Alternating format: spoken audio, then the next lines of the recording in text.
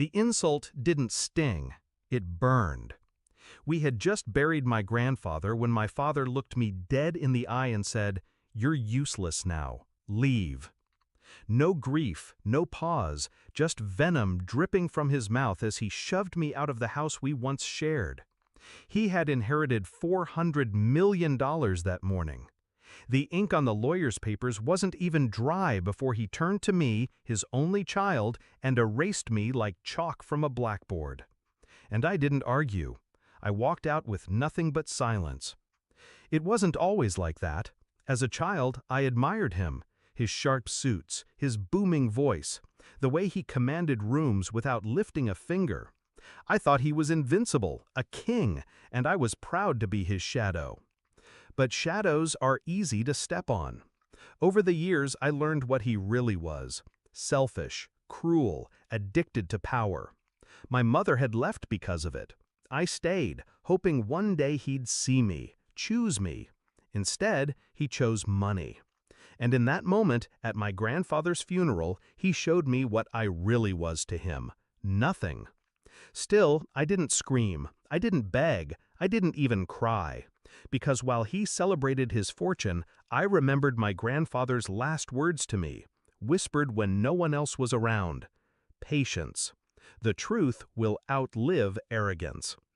I didn't know what he meant then, but I would soon enough. The first crack appeared less than 24 hours later. The lawyer called me. His voice carried a suppressed chuckle. "Your father," he said, "is already throwing parties. Has he even read the will?" My pulse quickened. Why? That's when he laughed, low, controlled, almost pitying. Because the money isn't his. Not really. I met the lawyer the next morning. The office smelled of old books and polished wood. He slid the document across the table, his eyes glinting. I read carefully. My grandfather had left everything, every cent, every property, every share, in a trust.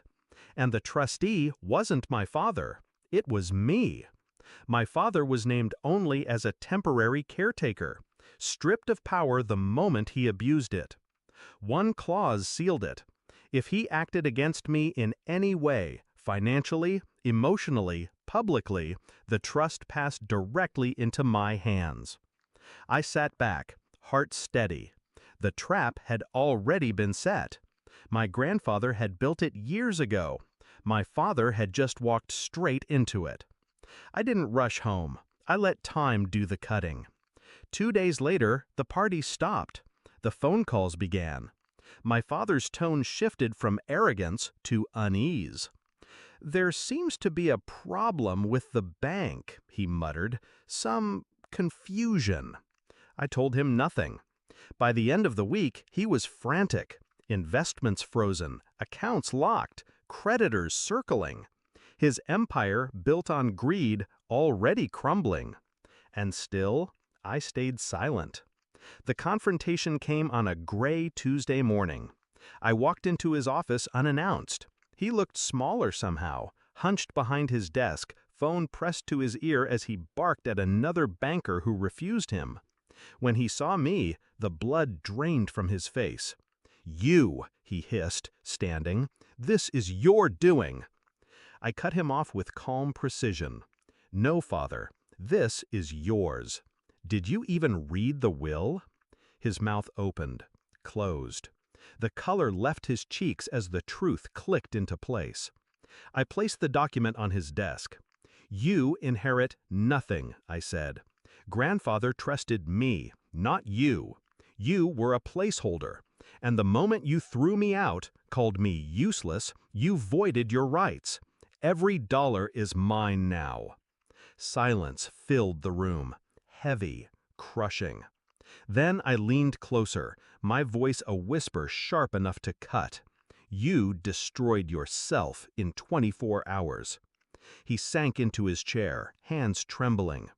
The man who once towered over me looked like a child who had just been scolded. "Please," he muttered, barely audible. "We can work something out." I didn't let him finish. "No. You had everything, and you threw me away. Now I'll show you what useless feels like. Walking out of that office, I felt lighter than I ever had. For years, I'd lived in his shadow, waiting for approval that never came. But the truth was simple. I never needed him. He needed me. My grandfather had seen it long before I did. Now, the fortune was mine. But more than that, the power was mine. I didn't destroy my father. He destroyed himself. All I did was hold up the mirror my grandfather left behind. And the look on his face when he saw what he'd done? That was worth more than 400 million.